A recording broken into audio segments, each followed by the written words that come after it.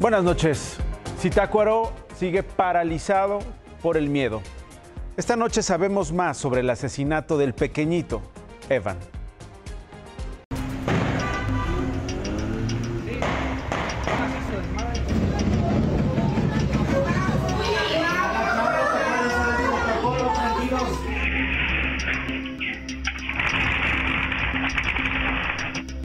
Fue un jueves atroz en Zitácuaro, Michoacán. Niños y adultos se cubrieron de las balas como pudieron. Otros no alcanzaron a hacerlo. Unos comerciantes bajaron sus cortinas al escuchar las detonaciones. Otros comercios sirvieron como refugio para quien lo necesitara. Los estudiantes permanecieron horas varados en las escuelas, hasta que bomberos, policías y el alcalde acudieron a los planteles para ayudarlos a llegar a sus casas. Los niños fueron trasladados en patrullas, carros de bomberos y hasta en ambulancias, porque no había transporte público. Trabajamos con ambulancias, con algunas combis, con algunos carros particulares para poder sacar a algunos niños que estaban guardados en algunas escuelas, refugiados. Con la zozobra, no hubo ataque a ninguna escuela. Según el alcalde, fueron 3 establecimientos atacados, además de la delegación administrativa de Zitácuaro. También hubo 3 bloqueos en las principales avenidas. En uno de estos ataques murió Evan, de 5 años. Viajaba en un auto con su madre Brenda, de 25, y sus 2 hermanos, Iván, de 4, y Celeste, de 10, que también resultaron lesionados.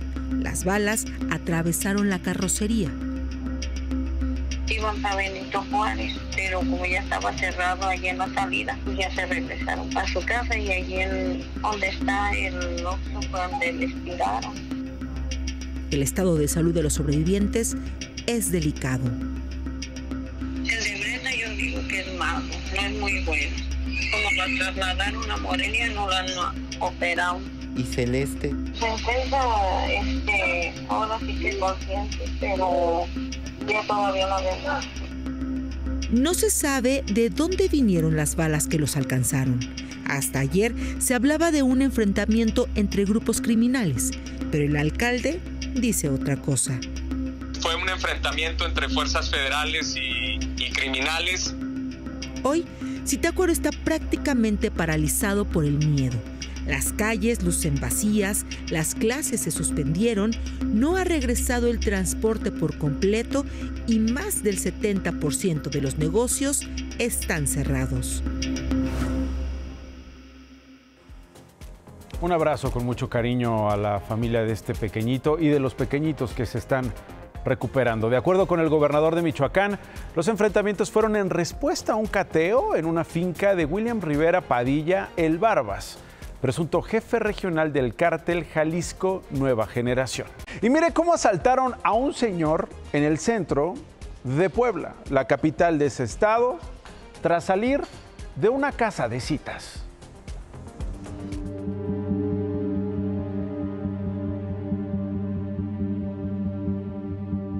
Frente a la taquería El Tiro, en pleno centro histórico de la ciudad de Puebla, estos 2 hombres, que inquietos esperan sobre la calle 18 Poniente, están a punto de sorprender a su víctima cuando salga de una casa de citas. Después de muchos minutos de espera, a las 11:28 de la mañana, como si alguien les hubiera dado un aviso, se preparan para consumar el robo. El de chamarra azul hace una seña y caminan hacia la vieja casona amarilla. Su víctima ya está por salir, así que el de azul se adelanta mientras que su cómplice se toma unos segundos, respira, se baja la visera de la gorra y entra. 36 segundos después, el de la camisa blanca sale y se lleva la mano a la cintura. Ahí trae la pistola. Su víctima, este hombre de más de 60 años, lo voltea a ver, intercambian unas palabras. Parece ir distraído y de inmediato, los 2 sujetos, sin que él oponga resistencia, le quitan el bolso en el que lleva más de 111,000 pesos que había sacado del banco antes de pasar a la casa de citas. Y los asaltantes se fueron sin ningún problema.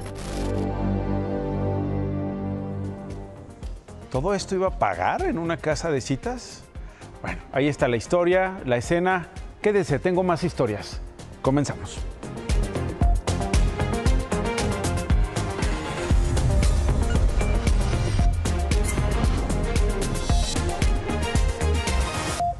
La presidenta de México, Claudia Sheinbaum, estuvo esta tarde en la comunidad de Corraleros, en Pinotepa Nacional, Oaxaca, justo en la zona donde antier tocó tierra el huracán Eric como categoría 3. Ahí prometió alimentación, agua potable y atender los daños en viviendas.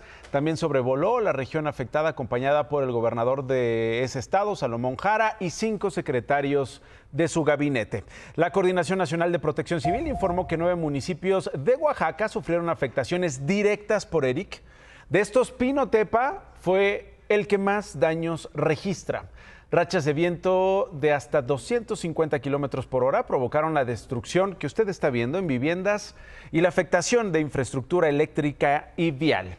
La carretera costera, por ejemplo, señora, señor, la principal vía terrestre en esta zona, tiene 2 cortes. También prometieron un censo de damnificados. Eso en Oaxaca. En Guerrero, Protección Civil reportó que 3 municipios tienen afectaciones. Uno de estos es San Nicolás, por donde también pasó el ojo del huracán. El gobierno guerrerense dijo esta noche que mantiene vigilancia permanente ante la posibilidad de que se forme una nueva zona de baja presión justo enfrente de estas costas del Pacífico. Y ahora, por favor, vea este reporte. Es el mayor robo de datos jamás registrado en la historia. Y quizás sus cuentas bancarias y sus cuentas de redes sociales estén en riesgo. Esta semana, un medio especializado en ciberseguridad dio a conocer lo que expertos consideran la mayor filtración de datos de la historia. Una vulneración de seguridad que dejó expuestas 16,000 millones de credenciales de inicio de sesión, es decir, nombres de usuarios y contraseñas de diversas plataformas. Esta cantidad equivale a hackear 2 veces la población mundial. El hackeo, según los investigadores, abre la puerta a prácticamente cualquier servicio en línea imaginable. En la información filtrada identificaron a usuarios de Apple, Google, Facebook, correos electrónicos y servicios gubernamentales. Hasta ahora, ninguna empresa ha reportado el robo masivo de datos. Podemos llegar a confirmar que no fue un hackeo centralizado contra Google, Facebook, Apple y todas estas organizaciones, sino que es una compilación. Es decir, que alguien desarrolló un programa que logra instalarse dentro de las computadoras y que cada vez que colocamos nuestra contraseña se va guardando junto con el usuario que utilizamos en dicho sitio. Expertos alertan que ciberdelincuentes podrían usar esta información para robo de identidad, hurto de cuentas de redes sociales o bancarias y ataques a servicios corporativos y gubernamentales. Por lo que recomiendan cambiar contraseñas, activar autenticación en 2 pasos y estar atentos a movimientos sospechosos en cuentas bancarias y redes sociales. Desde la posibilidad de que tu información esté en esa base de datos, ni es de que sí va a estar completamente, ni que no va a estar, pero es un excelente pretexto para cambiar nuestras contraseñas. Hágalo, cambie las contraseñas, no se arriesguen.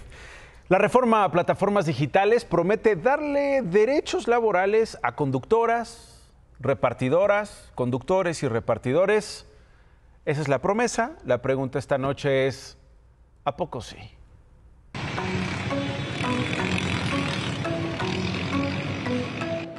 A partir de este domingo, los conductores y repartidores de plataformas digitales dejarán de ser socios para convertirse en empleados, con derechos laborales como seguridad social, vacaciones, aguinaldo, protección contra despidos injustificados e Infonavit.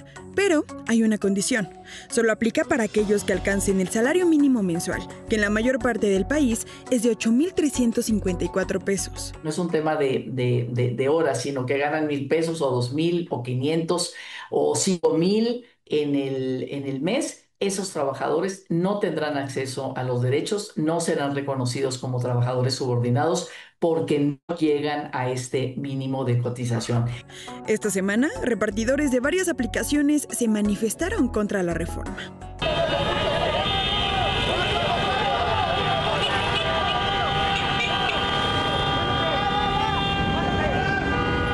La ley solamente contempla lo que llama tiempo efectivo de trabajo. Es decir, solo los momentos en los que el trabajador está en una orden es cuando tiene cobertura de seguridad social, de accidentes laborales. ¿Les parece que, si ahora serán empleados, las empresas deberían hacerse cargo de los gastos operativos? El auto, la moto, el teléfono, el plan de datos, todo esto, el mantenimiento de los autos, el seguro particular, todo esto sigue cayendo a manos del propio trabajador o conductor o repartidor. Y eso no nos lo paga la aplicación, lo pagamos nosotros mismos. Uber advirtió que la reforma dejaría a 1 de cada 3 conductores sin oportunidades de generar y pérdidas de 12,000 millones de pesos en los ingresos. Me sorprende mucho que las empresas, algunas empresas, estén saliendo con esta, digamos, pues beligerancia, ¿no? Cuando fueron 3 años de discusión. El inscribirlos en la seguridad social no va a descapitalizar a las empresas para nada, no ha pasado así en ningún país. El 27 de junio, el IMSS, el ISSSTE y el Infonavit publicarán los lineamientos que abarcan esta reforma y será hasta el 1 de julio que arranque la prueba piloto, que durará 6 meses. Durante este tiempo, las plataformas deberán apegarse a la ley y proteger a sus trabajadores. Nosotros somos trabajadores que estamos exigiendo nuestros derechos.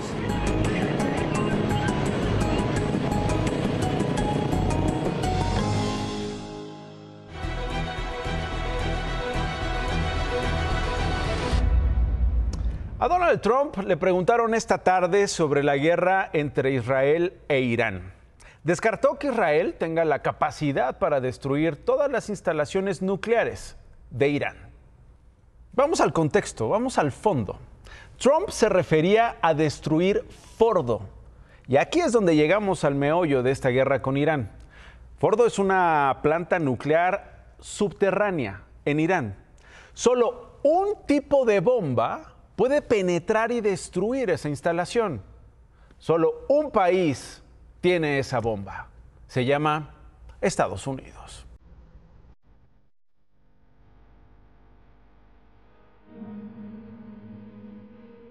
Nuclear.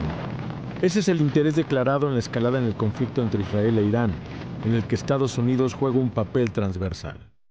Donald Trump, durante su primer mandato en 2018, sacó a Estados Unidos de un acuerdo nuclear. Después, Irán comenzó a abandonar las restricciones del acuerdo. Irán tiene varias instalaciones de enriquecimiento de uranio, un metal pesado y radioactivo, el cual puede aumentar su capacidad de liberar energía, por ejemplo, para una bomba. Hace una semana Israel destruyó las instalaciones nucleares de Natanz e Isfahan, pero hay otra a la que no puede llegar. Fordo es una planta nuclear ubicada a 96 kilómetros al sur de Teherán. Fue construida en las profundidades de una cordillera que sirven como una protección contra bombardeos. Se supo sobre su existencia en 2009. Se cree que Fordo está ubicada entre 79 y 88 metros bajo tierra y solo Estados Unidos tiene la capacidad de destruirla. El bombardero B-2 Spirit es legendario por sus capacidades de combate. Más de 5 metros de altura, 20 de largo y 52 de ala a ala. Puede combatir a más de 15,000 metros de altura, a casi la velocidad del sonido. En sus entrañas lleva una característica más letal, una capacidad de carga de más de 18 toneladas. La GBU-57 es la bomba antibúnker más pesada de la Fuerza Aérea estadounidense. Nunca ha sido usada en combate. Casi 1 metro de diámetro y más de 6 metros de longitud. Pesa más de 13 toneladas y transporta más de 2 toneladas de explosivos en una ojiva guiada por láser y un sistema GPS para garantizar su blanco. Tiene un poder de penetración increíble. Con una carcasa reforzada de hierro y cobalto, es capaz de alcanzar una velocidad supersónica antes de su impacto. En pruebas ha demostrado que puede perforar hasta 60 metros en concreto, más o menos la altura del Monumento a la Revolución.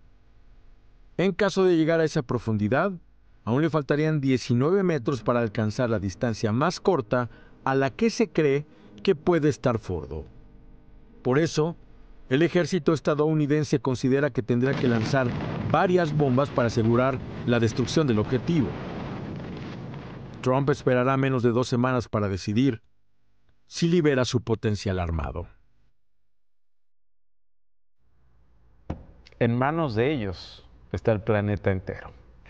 Hoy conocimos la historia de Nancy, una mexicana que estaba de viaje familiar en Israel y al tercer día de visita por Jerusalén estalló la guerra con Irán.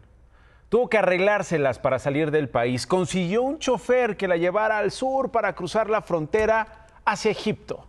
De ahí volaron la ruta El Cairo-Estambul en Turquía, luego a Roma en Italia y finalmente Cancún en México. Llegaron hoy a Ensenada, Baja California, un escape que les costó más de 80,000 pesos.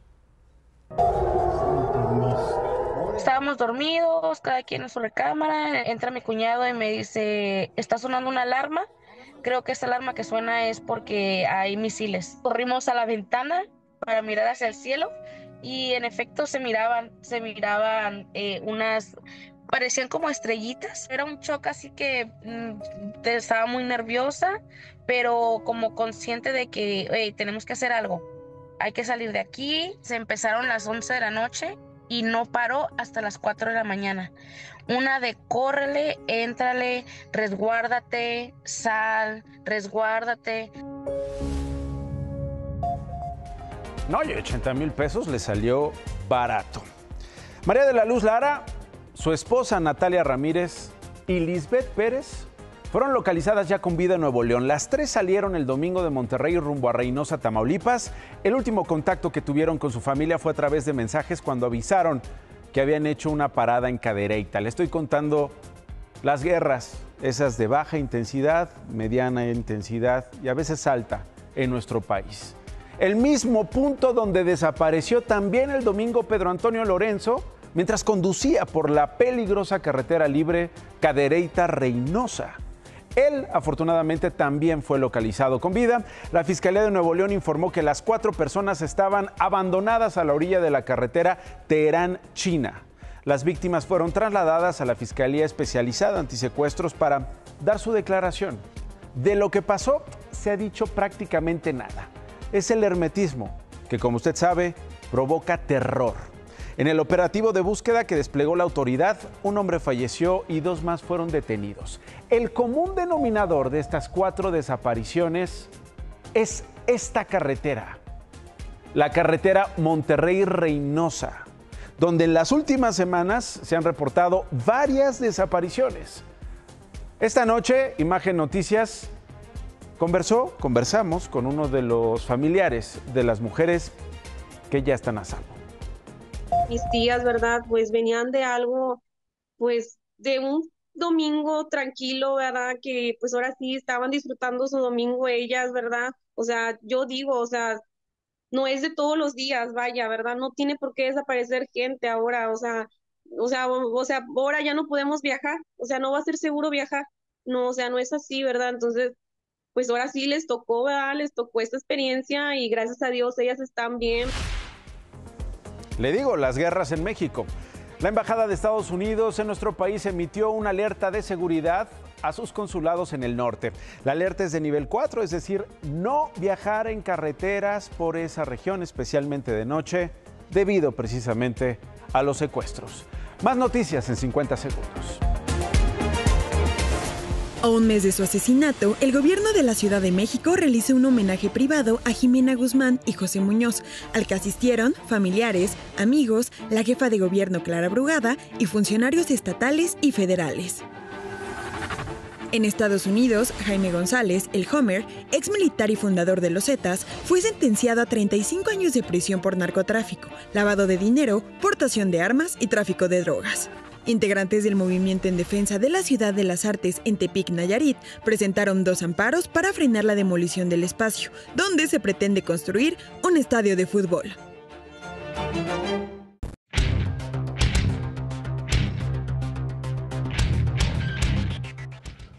Cuando muchos creían que Octavio Romero no podía hacer lo peor de lo que hizo en Petróleos Mexicanos el sexenio pasado, esta semana se esforzó para hacerlo todavía peor en el Infonavit.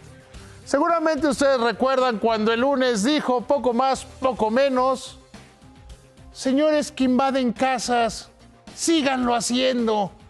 Y nosotros, aunque no sean derechohabientes del Infonavit, les vamos a dar crédito en condiciones preferenciales. Rosicela Rodríguez, la secretaria de Gobernación, lo paró. La presidenta, regresando de su gira internacional, tuvo que salir a hacer un mensaje muy claro. Decir que se tiene que respetar el Estado de Derecho.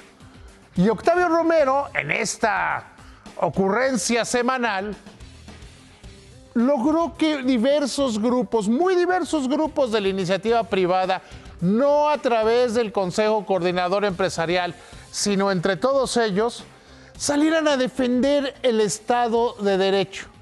Y defender el Estado de Derecho es defender los recursos de los trabajadores que están o han estado afiliados al Seguro Social.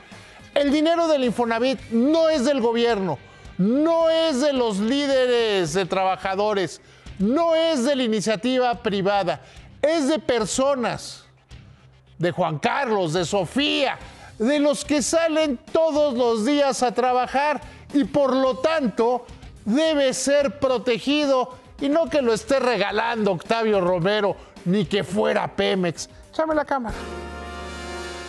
Y los de Uber, Nacho, están en guerra en contra de sus afiliados. Ellos dicen que está mal y que ellos, los trabajadores, no quieren Seguro Social, Infonavit ni Afore. ¿De veras? Veremos, David, muchísimas gracias. Oiga, el ajolote mexicano, el que sale en los billetes de 50 pesos, está en peligro de extinción. Un estudio comprobó que esta especie tiene buenas posibilidades de sobrevivir en humedales restaurados o artificiales. 2 grupos de este tipo de anfibio se llevaron a una chinampa restaurada en el lago de Xochimilco y a un estanque artificial en la cantera oriente, donde sobrevivieron y buscaron alimento con éxito. Fuera del riesgo de ser depredados por aves, en ambos sitios, los especímenes que sobrevivieron mostraron un aumento de talla y de peso, además de comportamientos sociales bien interesantes. Vimos, por ejemplo, que les gusta estar a ciertas horas del día en grupo y hay un animal que parece aislado como centinela. Creíamos que era un animal que lo estaban haciendo a un lado, pero no, al día siguiente cambiaba. ¡Qué belleza! Bueno, los canales de Xochimilco albergan a una de las especies que más nos representa a los mexicanos, estos ajolotes, al que incluso lo tenemos, como le decía yo, en billetes, pero también en la mente todo el tiempo. Otro tipo de ajolote poco conocido es el de arroyo de montaña y tiene en la zona del Desierto de los Leones, en la Ciudad de México, el primer centro de conservación exitoso de todo México. El ajolote de arroyo de montaña es un anfibio. Pensamos en estos animales que tienen esa capacidad de vivir tanto en un cuerpo de agua como fuera de ello. Este es el único lugar en todo el país que logró reproducir en cautiverio al ajolote de arroyo de montaña, una especie amenazada y en peligro de extinción. Se llama El Pantano y está a más de 3.000 metros sobre el nivel del mar en el Desierto de los Leones. Los ajolotes habitan solo en Norteamérica, desde Alaska hasta el centro de México. En la capital se conserva al ajolote mexicano y al de arroyo de montaña. Son muy similares, ¿no? O sea, tienen sus branquias, tienen la aleta caudal, tienen las patas con las mismas cantidades de dedos, 4 en las patas delanteras, 5 en las anteriores.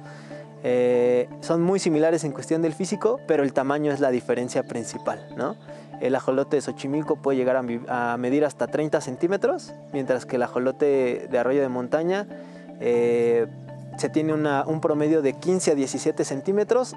Otra de las características, el ajolote de Arroyo cuando llega a la edad adulta sí puede hacer la metamorfosis.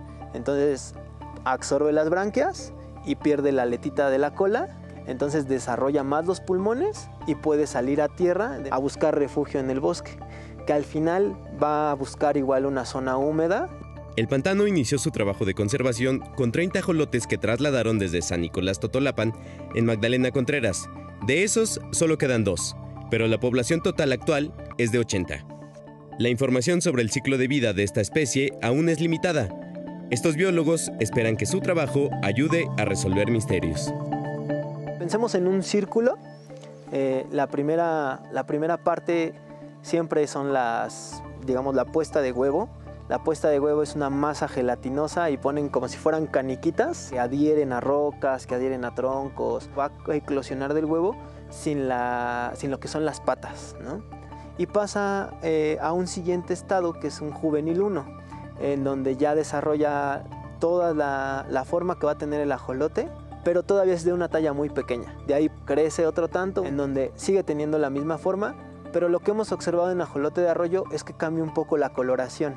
El adulto, en donde crece de talla obviamente, absorbe las branquias, absorbe la aleta caudal y se vuelve otra vez totalmente pardo.